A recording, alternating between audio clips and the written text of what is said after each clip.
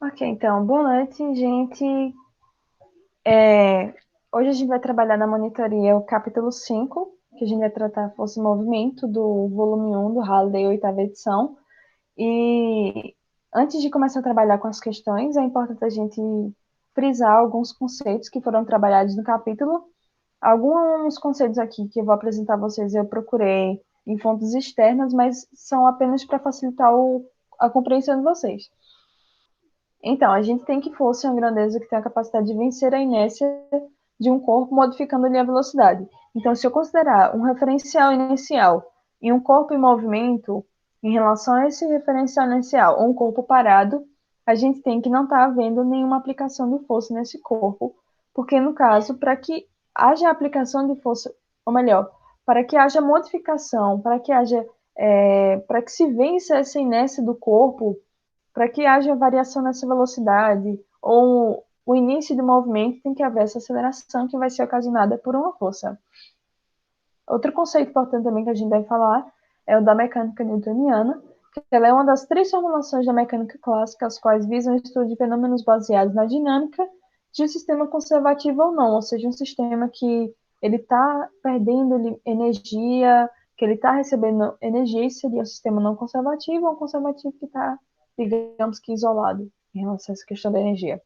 Sendo a abordagem mais simples, as outras duas são a mecânica hamiltoniana e a lagrangiana, e, assim, em linhas gerais, para facilitar a compreensão, a mecânica newtoniana não vai trabalhar com velocidades muito altas, que seriam velocidades relativísticas, ou melhor dizendo, velocidades que tendem e se aproximam até mesmo se igualam à velocidade da luz, ou com massas muito pequenas, que aí seria a área da física quântica.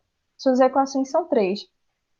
Normalmente a gente trabalha com a equação de força igual a massa vezes aceleração, só que é interessante a gente comentar que essa equação ela é, digamos que, uma das situações que a gente pode observar. Então, a gente tem que a velocidade vai ser igual à variação da posição em função do tempo, que o momento linear vai ser igual a massa vezes a velocidade desse corpo.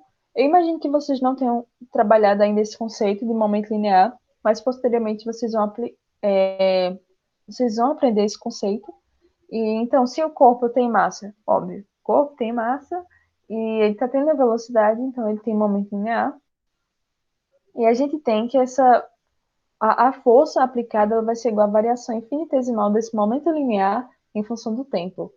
É interessante a gente falar que as três leis de Newton que a gente trabalha se resumem a apenas essa equação, que no caso a força igual a massa vezes a aceleração vai ser apenas um dos casos que a gente pode encontrar. É importante a gente também falar do conceito de uma superfície sem atrito, que é uma superfície que não apresenta resistência alguma ao movimento, ou seja, não importa o quão pesado é um corpo. Se eu coloco ele numa superfície sem atrito e eu puxo, não vai apresentar resistência ao movimento se não for aplicada, claro, outra força contrária a esse movimento, essa força que está sendo aplicada ali. Antes de começar a falar para vocês o que são essas três leis de Newton, a gente tem dois conceitos muito importantes, que são força resultante. Essa força resultante vai ser o somatório vetorial de todas as forças no sistema que estão atuando no corpo. O que é isso? O que isso quer dizer? Eu tenho o mouse aqui, eu tenho a aplicação de três forças nesse corpo aqui, nesse mouse. Então, essa força resultante vai ser o somatório vetorial, ou seja, a gente vai pegar essas forças, vai projetar elas em cada eixo, e a gente depois vai somar as componentes por eixo. E daí a gente vai ter a força resultante. O princípio da superposição das forças vai dizer o quê? Que a resposta de um corpo em relação a dois ou mais estímulos é a soma das respostas que teriam sido causadas por cada estímulo individualmente. O que isso quer dizer? Isso quer dizer para a gente o quê? Que, por exemplo, se eu tenho o exemplo que eu tinha dado a vocês, e eu tenho três forças aqui. Então, a resposta que esse mouse vai ter quanto a essa força vai ser uma. Quanto à segunda força vai ser outra, e a terceira força vai ser uma terceira resposta. O princípio da superposição das forças vai dizer que se eu somar todas essas forças, que vai gerar uma força resultante, e eu for observar a resposta que essa força resultante vai gerar nesse mouse, vai ser a mesma coisa que se eu tivesse somado a resposta de cada força resultante, certo? Então, retomando as leis de Newton, a gente basicamente vai entender dessas três leis de Newton que um corpo vai manter seu estado de movimento caso nenhuma força atue sobre ele. Simples. A primeira lei de Newton, também chamada de lei da inércia, vai nos dizer que, se nenhuma força atua sobre um corpo, sua velocidade não pode mudar, ou seja, o corpo não pode sofrer uma aceleração, certo?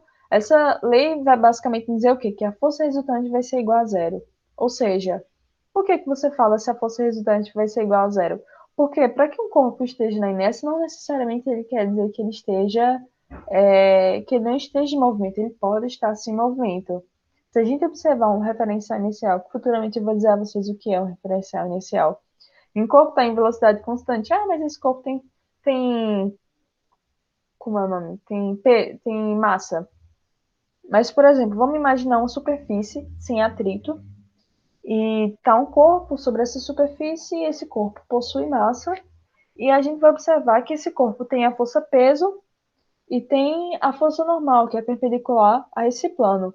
Então, se a gente aplicar um movimento e deixar essa caixa ir embora, fazer com que essa caixa entre numa velocidade constante, como essa superfície não tem atrito, então esse corpo vai estar se movimentando ali eternamente. Porque mesmo sabendo que ele tem a força peso, ela vai se cancelar com a força normal, ou seja, basicamente, mesmo havendo forças nesse sistema, elas se cancelam, ou seja, a força resultante vai ser igual a zero. Corpos em equilíbrio. Em relação à segunda lei de Newton, a gente tem que a aceleração de um corpo é proporcional à força resultante agindo sobre ele e tem a mesma direção desta força, certo? Então, isso quer dizer o quê? Que quando a gente vai obter esse valor da força resultante que a gente vai observar, vai ser exatamente igual à massa vezes a aceleração ocasionada por essa força resultante no corpo.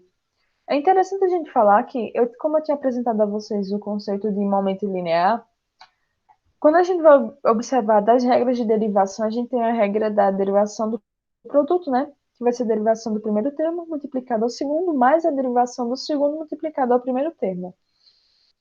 Só que nesse caso aqui, a massa é constante, no caso que a gente vai estar trabalhando. Mas isso quer dizer que todos os casos vão ser assim, em linhas gerais?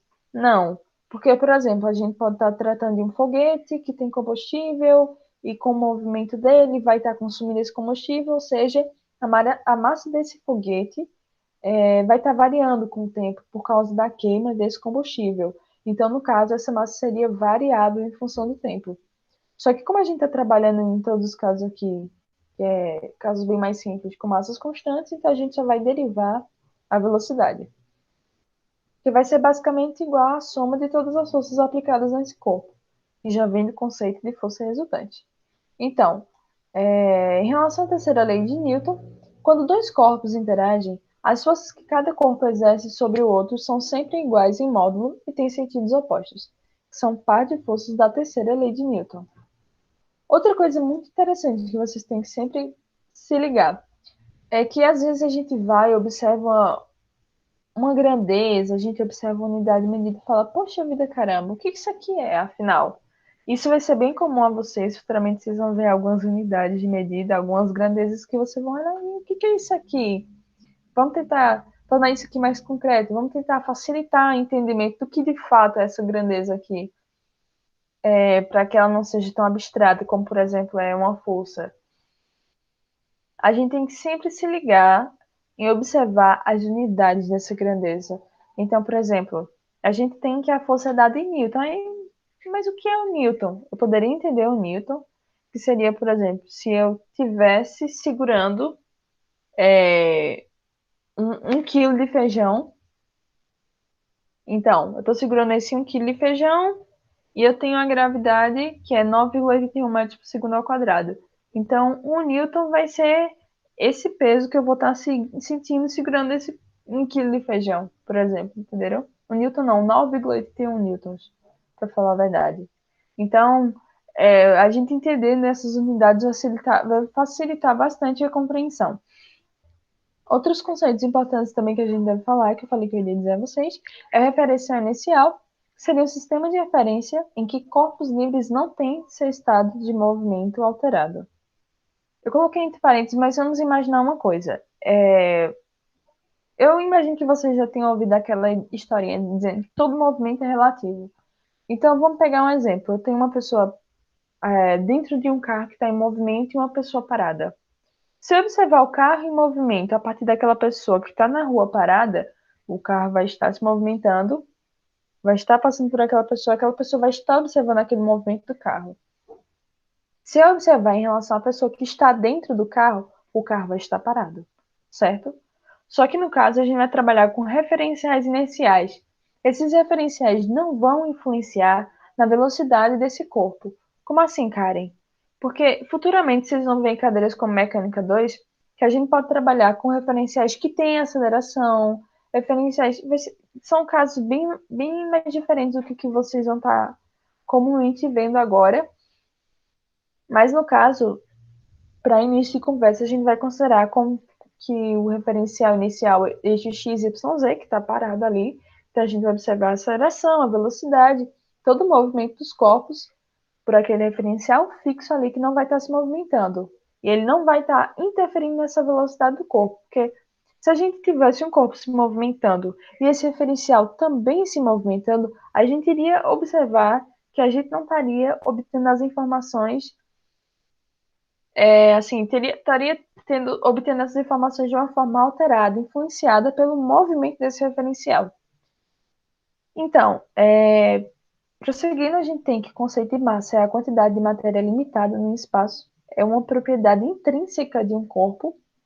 A gente tem que o diagrama de corpo livre vai ser um esboço vetorial das forças que estão atuando sobre um corpo, ou seja, a gente vai observar um sistema, a gente vai observar cada corpo do sistema e cada força que está atuando em cada corpo. Dá trabalho, dá, mas é assim que a mecânica newtoniana vai estar funcionando, que a gente vai estar observando nesse diagrama de corpo livre.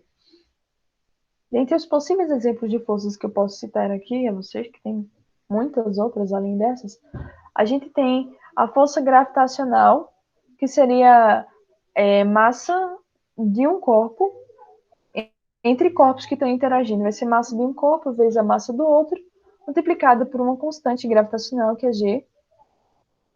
Se não me engano, não me lembro bem, é igual a 6,67 vezes 10 elevado a menos 19. Não lembro bem a unidade, gente, mas depois vocês pesquisam quanto vale essa constante gravitacional e dividido pela distância entre esses dois corpos ao quadrado. Só que aqui eu coloquei vetorialmente falando, para vocês entenderem, no caso, que aqui está em módulo, se a gente for observar, só que a gente vai estar observando que ela vai estar seguindo a direção, vai estar seguindo um sentido. Aí a gente pode falar, certo, a força-peso é uma força gravitacional também, mas como é que eu posso interligar a força gravitacional à força-peso? Pois então, pessoal, a gente observa que, por exemplo, a gente tem a força-peso e a gente diz a partir da terceira lei que toda ação, toda força aplicada, ela vai ter uma reação. Então, eu estou aplicando a minha força-peso sobre a Terra. Qual está sendo a reação que eu estou tendo?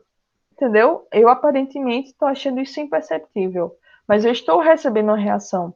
A gente observa isso a partir dessa força gravitacional. Que, por exemplo, pessoal, digamos que a massa da Terra é m1 e a massa do meu corpo é m2.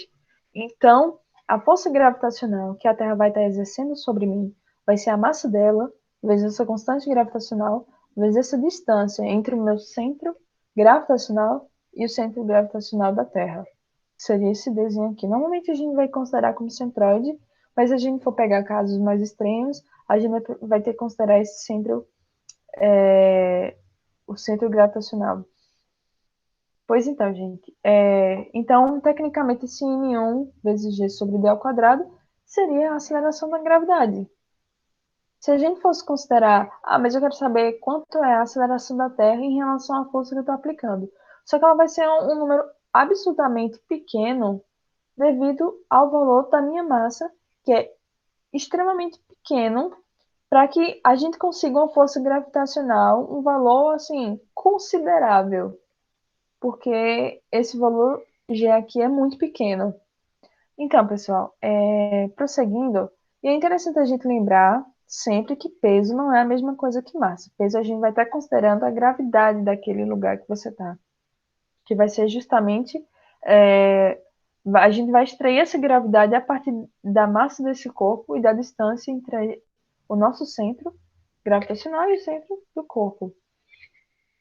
Já a massa, independente da gravidade, independente se eu estiver na Lua, na Terra, onde for, ela é invariável, ela vai independer desses referenciais.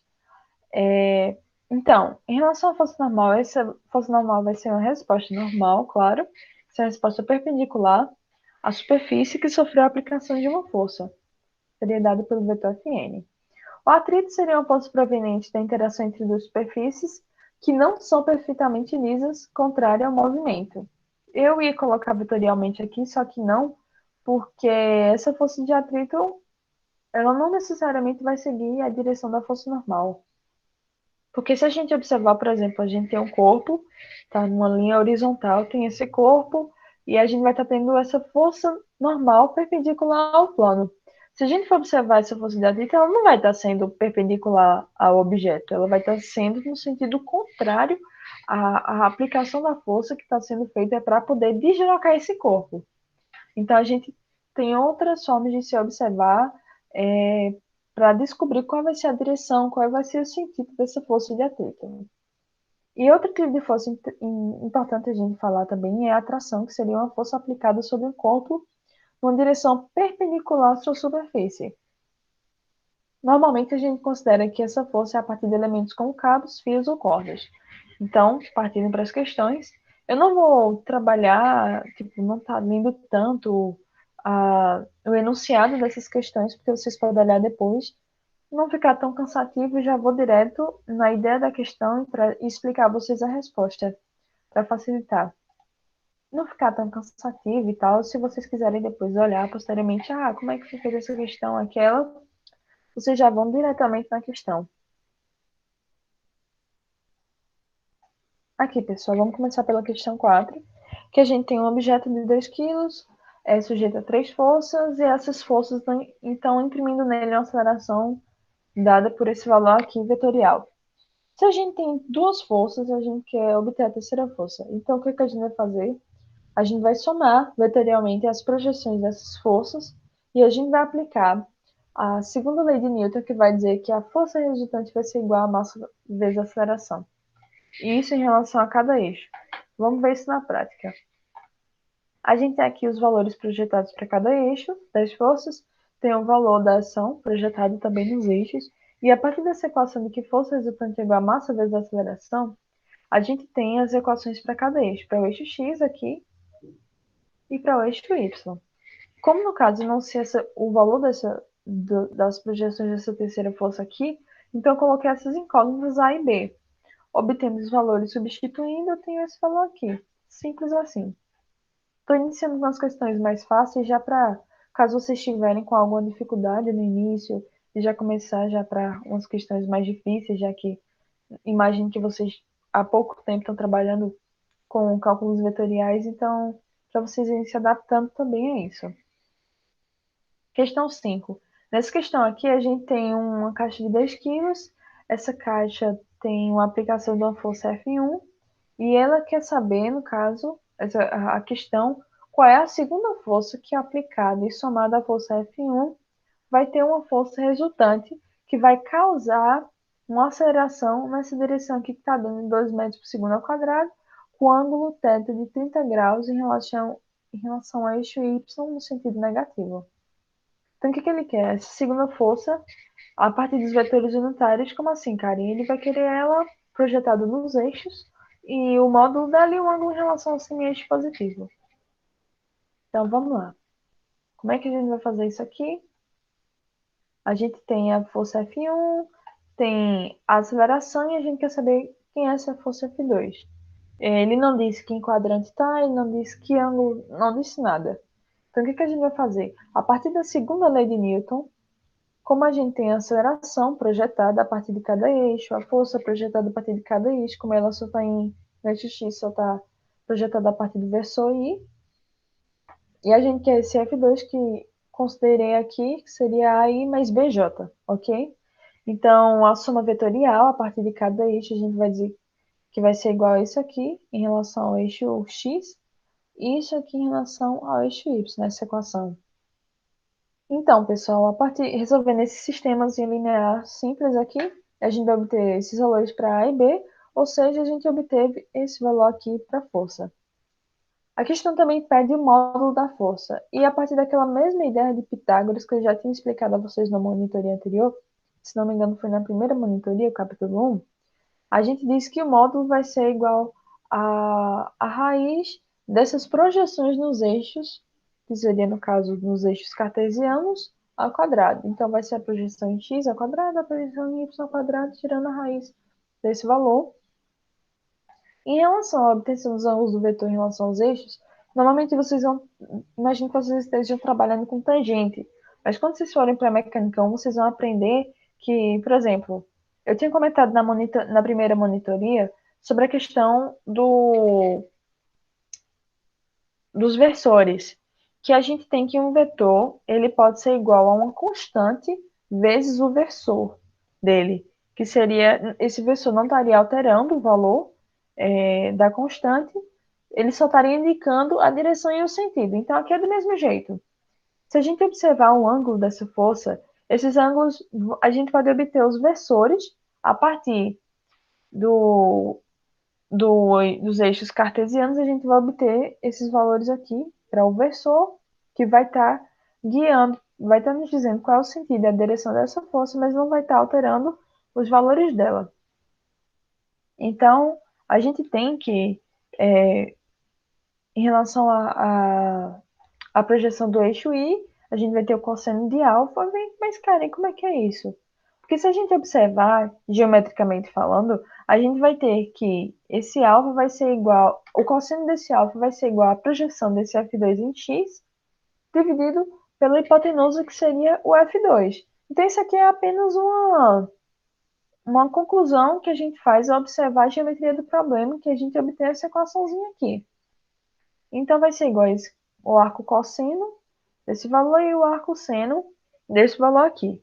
Só que se vocês fizerem essas equações, esses cálculos, vocês vão obter valores diferentes. E agora, qual é o que vai estar certo? Só que tem uma interpretação geométrica para esses valores diferentes. Vamos lá para mostrar para vocês. Se a gente observar a partir do arco cosseno, que vai dar igual a 147, só lembrando que vão ter umas variaçõezinhas, mas é questão de aproximação, porque por um caso a gente vai obter 210 e outro 213. Mas são as variaçõezinhas. Então, gente, a gente vai ter que o arco cosseno vai dar 147. Só que se a gente observar, a gente vai estar medindo desse vetor no sentido horário, ou melhor, anti-horário, né? Que é positivo em relação a x. Então, a gente vai ter 147 do vetor ao eixo x, no sentido do eixo x positivo aqui. Só que a gente mede partindo dessa posição aqui até aqui. Então, a gente vai ver que 147 vai ser um ângulo suplementar em relação ao 213, que é o ângulo que a gente quer. Já se a gente for observar a partir do arco seno, vai dar menos 330, ou seja, ele está indicando que a gente vai estar rotacionando no sentido anti-horário, que no caso, se a gente rotacionar aqui no sentido anti-horário até chegar a essa linha de ação da força aqui, que eu não sei se os professores já explicaram a vocês o que é uma linha de ação, a gente tem que uma força, essa força, digamos que está partindo daqui, só que por ela ser um vetor, a gente vai arrastar essa linha de ação. Aqui vocês vão ver isso melhor em mecânica 1. Então, a gente vai medir até essa linha de ação da força que foi arrastada, que vai dar, se a gente fosse medir no sentido anti-horário, 30 graus, basicamente. Ou se a gente for observar, se a gente for medir até a posição onde de fato essa força está, aqui, seria igual a 210 graus. Ou seja, o ângulo vai ser de 213 graus, a gente dando uma observada melhor. Mas para facilitar a vida de vocês, podem utilizar a tangente de F2x sobre F2y. Facilitar para vocês. Em relação à questão 6, a gente tem a ação de uma força, uma partícula se move sob velocidade constante. Eu achei interessante, porque aqui vai falar velocidade constante. E a gente, e agora? O que eu vou fazer? Pois então, ele está perguntando o que é uma força e qual é a outra. Só que a questão é, pessoal, se a velocidade é constante, não vai estar tendo aceleração. Ou seja, a gente tem não que uma força, as forças que estão sendo aplicadas é zero, mas que a força resultante que vai ser o somatório dessas forças aplicadas, vai ser igual a zero. Ou seja, essa segunda força vai ser o oposto dessa F1, certo? Então, como é que a gente vai fazer isso? Por um sistemazinho de equação bobo aqui, que a gente vai somar essas forças e vai dar igual a zero. Eu só fiz esse cálculo aqui, eu acho que seria até interessante esboçar vocês, tipo, um versor desse vetor. Se a aceleração não fosse constante, então a velocidade ela estaria me indicando a direção dessa aceleração, que no caso eu obtive o versor aqui. Não sei se vocês já estão pagando, já pagaram a álgebra linear, mas ela vai explicar bastante essa questão de como você vai obter o versor, que seria justamente o termo dele dividido pelo módulo aqui. O Vx dividido pelo módulo, e em relação a projeção em J do versor de V seria o valor dele dividido pelo módulo. Mas, passando isso aí, futuramente vocês vão ver, a gente vai ter que, no caso, já que essa aceleração é igual a zero, a velocidade é constante, logo a derivada de uma constante é igual a zero. Então, a gente vai ter que o somatório vetorial dessas forças vai ser igual a zero, e a gente vai ter um sistemazinho, vai obter os valores, e vai ter que essa força vai ser esse valor aqui, pessoal. Isso é basicamente o oposto. Então, a questão 7, a gente vai trabalhar o que nela? A gente vai ter que 13 astronautas vão estar impulsionando a mochila a jato. Quer dizer, 3 astronautas impulsionados por mochilas a jato vão estar empurrando e guiando o asteroide em direção a uma base de manutenção, exercendo essas 3 forças mostradas aí. Eles querem a aceleração desse asteroide em módulo, em termos vetores unitários, e o ângulo em relação a esse eixo x positivo. Então, basicamente, a gente vai estar somando essas forças aqui. Ele vai dar as forças, ele dá a força e o ângulo. A partir do ângulo, a gente vai fazer as projeções em cada eixo. Então, θ1, a gente, a partir desse valor θ1, projeções x e y. O θ3 também, as projeções. Só que é interessante uma coisa, vocês estarem ligados. Observar em que quadrante essa força está. Então, tem o θ3, eu projetei o F3. A gente projetando ele, vai ter que, mesmo tendo cosseno de θ e o seno de θ, por ele estar no quarto quadrante, a sua projeção em x vai ser positiva e a sua projeção em y vai ser negativa. O F1, por ele estar no primeiro quadrante, sua projeção em x e y ambas vão ser positivas. E assim por diante, se vocês observarem no segundo e no terceiro quadrante. Então, gente, fazendo essas projeções para obter os vetores dessas forças, e somando elas, a gente vai obter essa aceleração. Aqui, a gente não sabe a aceleração, mas pela segunda lei de Newton, a gente tem que massa vezes aceleração vetor, claro, vai ser igual à força resultante, pelas projeções a gente foi e obteve a aceleração. Pelo módulo, obteve, e aquela mesma ideia do ângulo, a gente obteve esses valores aqui, e por aquela mesma interpretação, no caso eu apliquei para arco cosseno, para arco seno e arco tangente. Se a gente pegar, por exemplo, o arco cosseno, que dá 111, e rotacionar aqui, pela linha de ação vai dar 111,28. Mas se for pelo arco tangente, menos 10,84, que a gente vai observar que vai convergir no mesmo valor, certo? Ou seja, se a gente for rotacionar do semi-eixo x positivo até essa força resultante, que seria o mesmo versor, a mesma indicação de sentido e direção da aceleração, vai ser até esse ponto aqui, que seria de 360 menos 10,84, que é igual a 349 graus aproximadamente. Então, a questão 10 é interessante porque vai trabalhar alguns conceitos de cálculo 1. Então, a gente tem que essa partícula que está se movendo, ela tem massa 0,15 quilos, tem a equação do movimento dada, e ele quer saber quando em termos dos vetores unitários, qual é a força resultante ao que está submetida a partícula num instante. Acho que foi um erro do livro, né? T igual a 3,4 segundos. Então, peraí, ele me deu a equação do movimento, o tempo e a massa. Só que, se vocês lembrarem, a gente tem que a aceleração vai ser a derivada segunda da equação da posição em função do tempo. Então, primeiro eu derivei a equação x de t em relação a t, e obtive esse valor, e tive que derivar novamente para poder obter a equação da aceleração, já que a aceleração é igual a derivada segunda de x em função do tempo. Substituindo o tempo que ele deu de 3,4 segundos, obtive esse valor e apliquei na equação. Ele, quando está falando na questão, ele diz que esse movimento é ao longo do eixo x, ok? Então, quando a gente vai obter essa força resultante, a gente vai obter a força resultante no eixo x. A gente não pode esquecer dessa parte vetorial, que é muito importante. Em relação à questão 13, deixa eu achar ela aqui. Ela é a questão de um pontinho, mas eu achei bem interessante para vocês darem uma observada nela, que ela quer saber basicamente quais vão ser as variações das medições nessa balança quanto ao salame.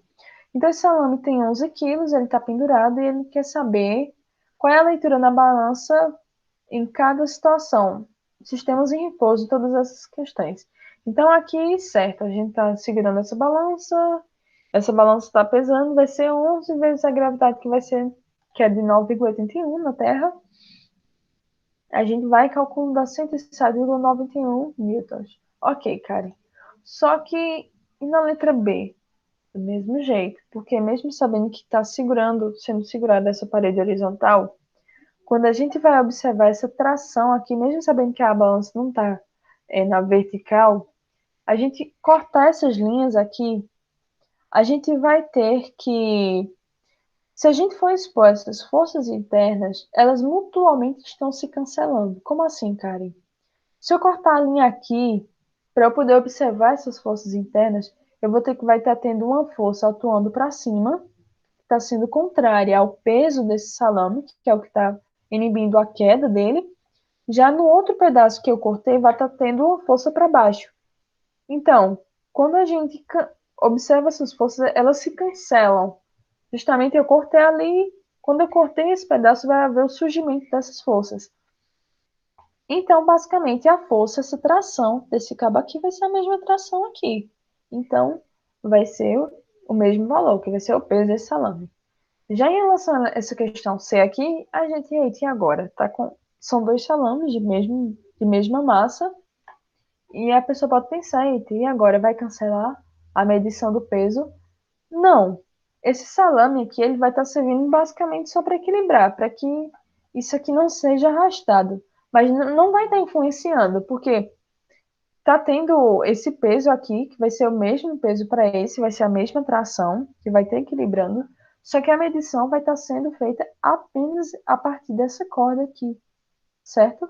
Então, todos os três casos vão ter a mesma medição, pessoal. Então, quanto à questão 38, vamos lá nela. Aqui. Uma caixa com uma massa de 5 kg sobe uma rampa sem atrito que faz um ângulo θ com a horizontal.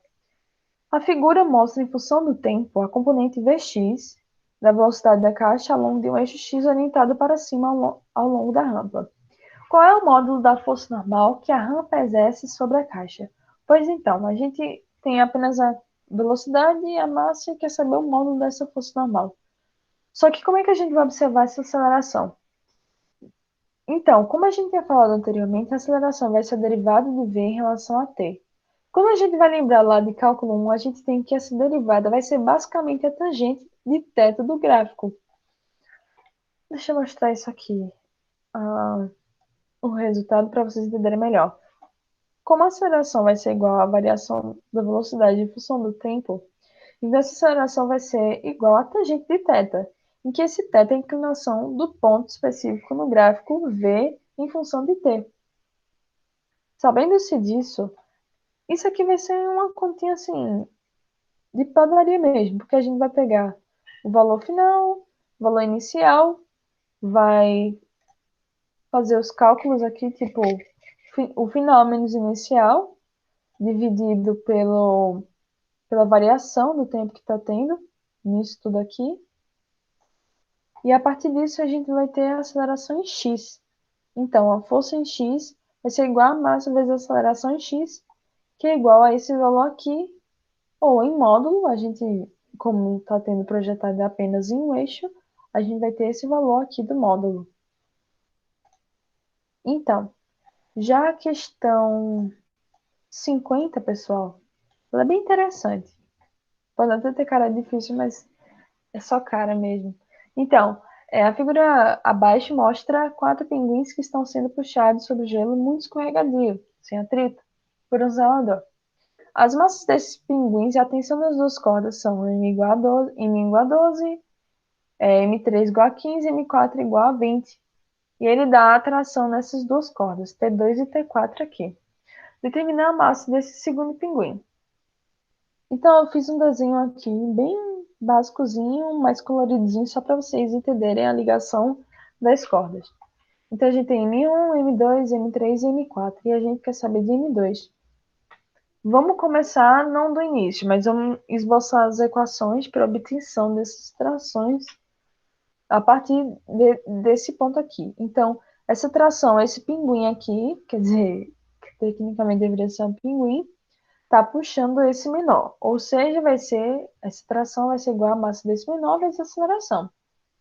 Lembrando que todos eles vão ter a mesma aceleração, já que, independente da variação de massa, a gente vai estar observando que essa tração vai estar puxando todos eles, ou seja, independente da variação de massa, todos estão seguindo a mesma aceleração. Então, já a T2 vai ser esse pinguim menorzinho aqui, só que ele vai estar puxando esse, que consequentemente vai estar com esse peso grudado nele. Ou seja, T2 vai ser M1 mais M2 vezes a aceleração. Consequentemente, T3 vai ser do mesmo jeito, M1 mais M2 mais M3, esse pinguim vai estar puxando os 3 pesos, e o T4 vai estar puxando os 4 pesos. Então, o que a gente vai fazer para obter o valor de M2? A gente não está sabendo esse valor de M2. Só que se a gente subtrair T4 por T2, a gente vai cancelar o M2 na equação. Então, a gente vai ter que M3 mais M4 multiplicado pela aceleração, como ele deu os valores de T4 e T2, vai ser igual a 111. Então, isolando a aceleração, a gente obtém a aceleração, e a partir do valor da aceleração que a gente obteve, substituindo nessa equação, a gente obtém M2. Próxima questão vai ser a questão 66, certo? Então, pessoal, a gente tem que essa figura mostra uma caixa de massa M2 de 1 kg sobre um plano inclinado sem atrito de ângulo 30 graus, que é esse θ. Ela está ligada por uma corda de massa desprezível a uma caixa de massa igual a 3 kg, M1, sobre a superfície horizontal sem atrito. A polia não tem atrito e sua massa é desprezível. Futuramente vocês vão entender o porquê dessa questão do atrito da polia, da massa dela. Vocês vão entender isso melhor em Mecânica 1, que vai tratar. Se o módulo da força horizontal F aqui é igual a 2,3 newtons, qual é a tensão da mola? E B, qual é o maior valor que o módulo de F pode ter sem que a corda fique frouxa? Então vamos resolver isso aqui. A partir do diagrama de corpo livre está aqui esboçado o sistema. E a gente vai fazer o diagrama de corpo livre tanto para o bloco de massa M1 como o bloco de massa M2, certo? Aí a gente vai esboçar esse diagrama de corpo livre bem direitinho à parte, para que a gente observe todas as forças que estão atuando nesse sistema, para a gente poder calcular, aplicar a segunda lei de Newton. Então, essa aceleração, ela não vai estar acontecendo em relação a eixo Y, vai estar acontecendo só em relação a eixo X. Então, N1 com P1, a gente observa que elas vão estar se cancelando, e as forças aplicadas vão ser apenas a tração, como aquela ideia que eu falei a vocês. A gente cortou, vão estar havendo essas forças que vão ser opostas, que vão estar se cancelando aqui. Se fosse a corda, não estaria aparente, só que como a gente cortou essa corda aqui e aqui, então elas vão estar aparentes, que vai ser essa força da tração, que vai ser a mesma em todo esse comprimento da corda. Então, pessoal, no corpo 1 a gente vai ter apenas as forças F e T, já que N1 e P1 vão estar se cancelando e não e não vão estar influenciando em relação à aceleração, que vai estar sendo na direção horizontal aqui. Então, isso vai ser igual a m1 vezes a, que é a aceleração, a partir da segunda lei de Newton, e a gente vai obter esse valor da aceleração. Já a caixa 2, a gente vai ter que, a gente vai, como esse plano aqui está inclinado, a gente vai estar considerando a aceleração nesse plano inclinado. Só que vai ser a mesma aceleração dessa outra caixa. Então, o que a gente vai fazer? A gente vai considerar as projeções nesse plano inclinado que vão estar influenciando nessa aceleração. Então, a gente vai considerar a projeção do peso, que vai ser paralela a esse plano, vai considerar essa tração, e essa força normal aqui, ela vai estar se cancelando com a componente de peso que está perpendicular a esse plano, que vai ser justamente a componente do peso, vai ser peso vezes o cosseno desse θ, certo? Se a gente observar aqui, traçando esse peso e observando melhor, a gente vai ter que esse ângulo vai entrar aqui dentro, ou seja, vai entrar aqui dentro.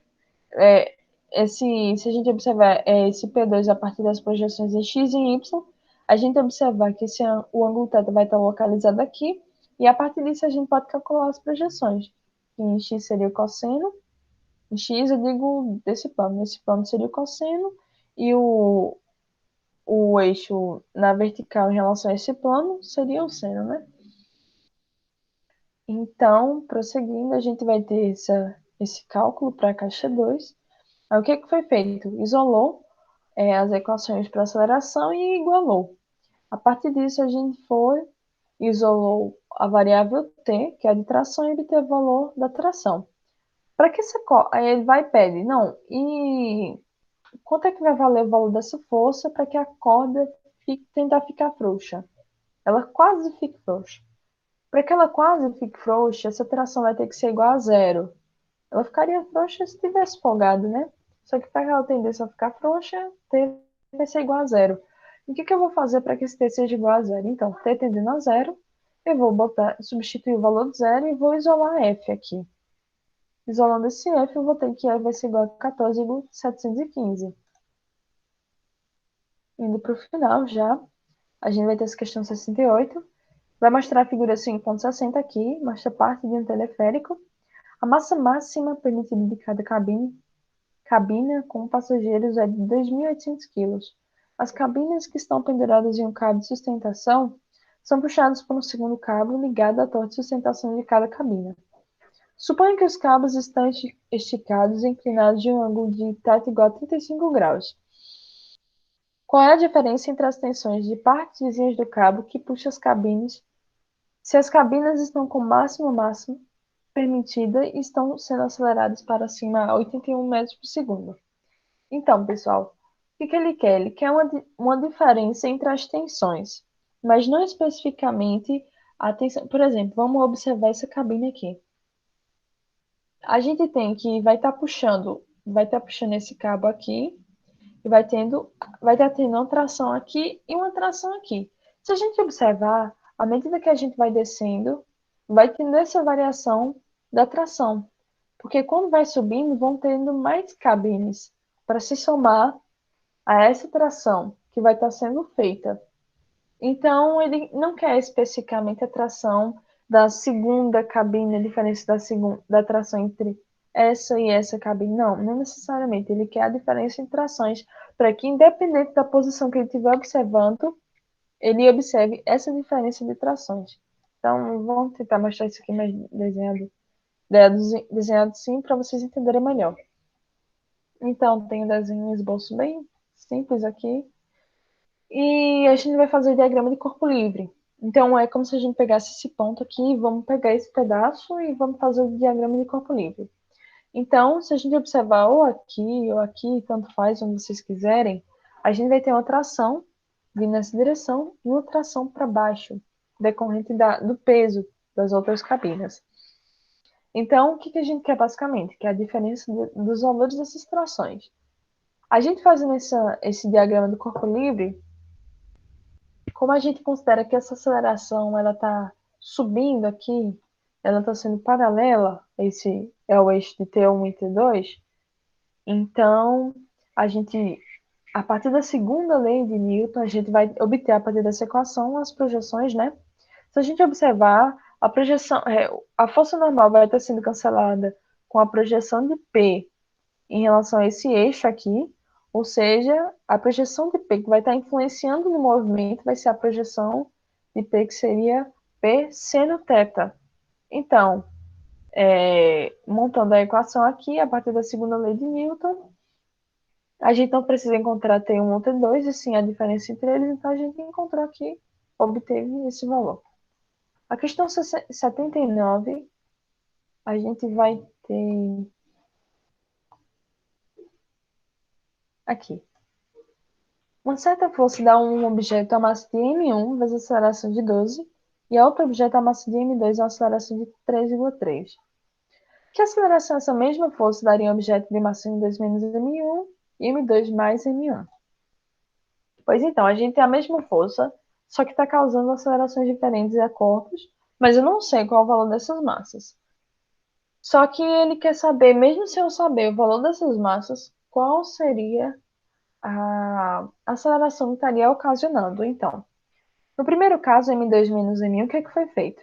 A gente não tem que a força é igual a m1 vezes a1 e m2 vezes a2? O que, que foi feito? Eu só isolei o m1 e o m2, que ficaria F sobre A2 e F sobre A1 para cada massa, isolei e peguei esses valores, e ele não queria saber a força em relação a essa massa dada, que seria M2 menos M1, fui substituir esses valores isolados na equação, a variável de força, variável não, que seria constante, né, que ele está falando, foi cancelada, e a gente isolando A3, a gente vai obter que A3 vai ser igual a essa equação, igual a 4,55. Seguindo a mesma linha de raciocínio, a gente vai fazer a letra B, que vai obter que A4 vai ser igual a essa equação, que vai dar igual a esse valor aqui. Bem simplesinha essa questão.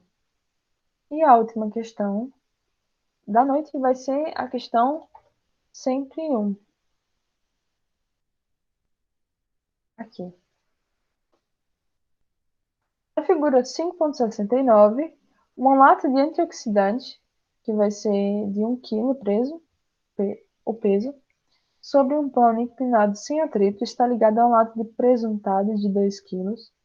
A palha tem massa e atrito desprezíveis. Uma força vertical para cima de módulo F igual a 6 newtons atua sobre a lata de presuntado, que tem uma aceleração para baixo de 5,5 metros por segundo ao quadrado.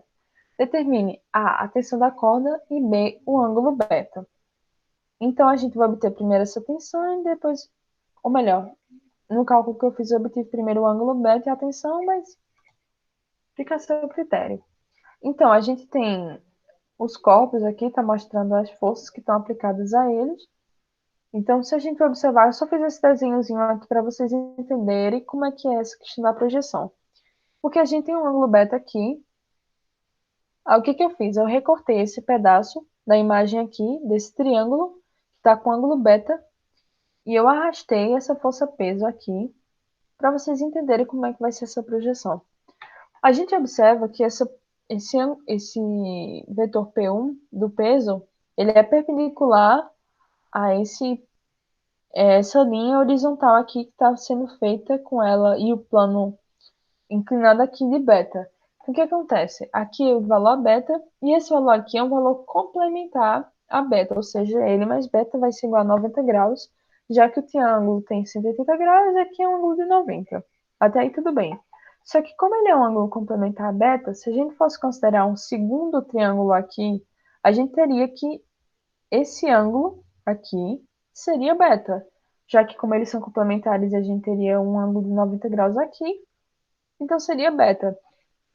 Então, se a gente for observar esse ângulo P1, a projeção dele em relação ao eixo Y seria, quer dizer, em relação a esse eixo inclinado aqui, seria de cosseno de beta, e ao eixo, e esse plano aqui seria de seno. Ou seja, a partir disso, como eu quero a projeção dele em relação a esse plano inclinado, a gente vai utilizar o seno.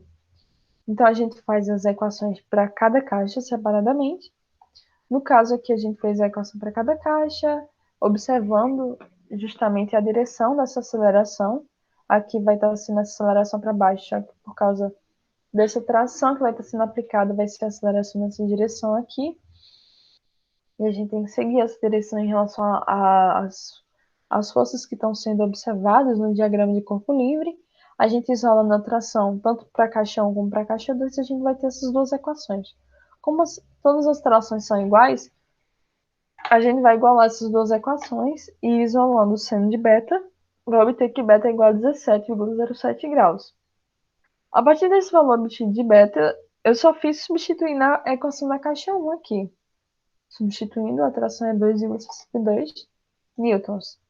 Então, basicamente é isso. Qualquer dúvida vocês podem me perguntar, vocês podem buscar ajuda, mandar dúvida. Eu peço perdão aos que eu não ajudei, eu esqueci, eu acabei nem falando direito com vocês. Mas eu vou tentando ajudar no que eu puder aqui. E até mais, pessoal, para a próxima monitoria. Qualquer coisa que vocês não tiverem entendido nessa monitoria, me perguntem.